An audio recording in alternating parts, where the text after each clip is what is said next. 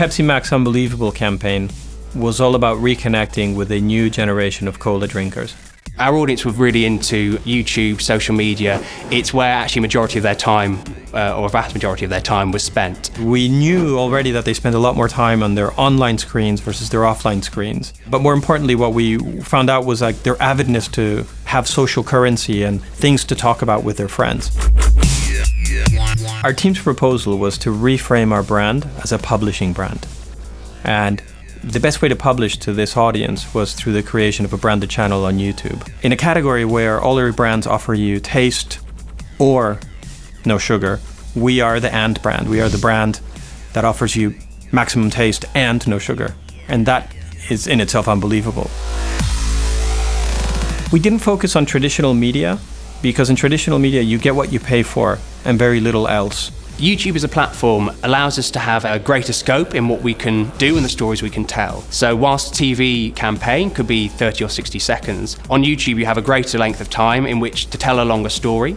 It also allows you to behave in a slightly different way. I think there are three main benefits to a digital-first approach. First of all, there's lower costs to get into the game versus the traditional TV-led approach. Second, the speed to publish is much, much quicker. And thirdly, it opens up the possibilities of taking creative and content from multiple sources. As part of the Unbelievable media planning, we put in a certain number of paid-for views on each film. And what really was very surprising was actually how far we went beyond that. In films like Loop and Bus Shelter, we were doubling or tripling our paid views by the uptake, people kind of sharing, people embedding it on sites, and it kind of turning up on news sites as well. What YouTube's offered us, which traditional media couldn't, is the ability to tap into the people that sit behind YouTube. And those people are the filmmakers, the directors, the creators that make the content that lives on YouTube. Promoting the channel is a really important part of the strategy. We spend a lot of time and energy developing great content, but we know that's only half the story. Content distribution is probably the bigger unlock for us. We chose YouTube because of its ability to connect to our other social platforms. We knew that by connecting and joining up all the dots, we could reach a much bigger audience than we could have otherwise.